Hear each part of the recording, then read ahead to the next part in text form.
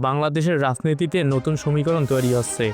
একদিকে আসন্ন নির্বাচন, অন্যদিকে যুক্তরাষ্ট্রের কূটনৈতিক তৎপরতা এবং জামায়াত ইসলামী। কিন্তু কী ধরনের প্রভাব ফেলতে পারে এই নতুন কৌশল? চলুন বিস্তারিত জানি। সম্প্রতি যুক্তরাষ্ট্রভিত্তিক সংবাদ মাধ্যম দ্য ওয়াশিংটন পোস্টে ফাঁস হওয়া একটি অডিও প্রকাশ করেছে।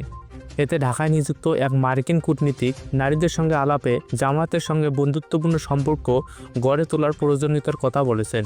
কূটনীতিকরা উল্লেখ করেছেন, আসন্ন জাতীয় নির্বাচন জামায়াতের শক্ত অবস্থান থাকলে তাদের সম্পৃক্ত করা উচিত।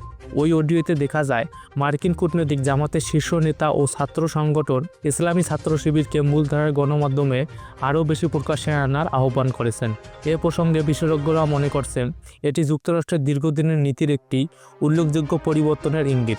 সাবেক প্রধানমন্ত্রী শেখ হাসিনার সময় জামাত নিষিদ্ধ ছিল এবং দলটির রাজনৈতিক কর্মকাণ্ড সীমিত ছিল।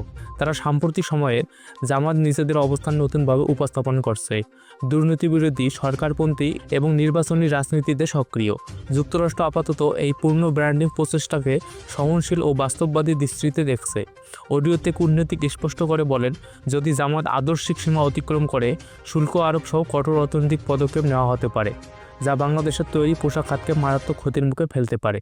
এই পরিস্থিতিতে সবচেয়ে উদ্বিগ্ন ভারত, যা জামায়াতকে আঞ্চলিক নিরাপত্তার জন্য ঝুঁকিপূর্ণ শক্তি মনে করে।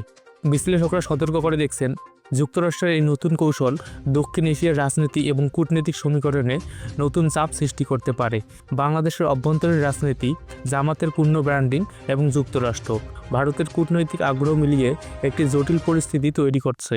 আগামী নির্বাচনের ফলাফল এবং নতুন কৌশল দেশের রাজনীতি ও আঞ্চলিক নিরাপত্তার উপর দীর্ঘমেয়াদী প্রভাব ফেলবে।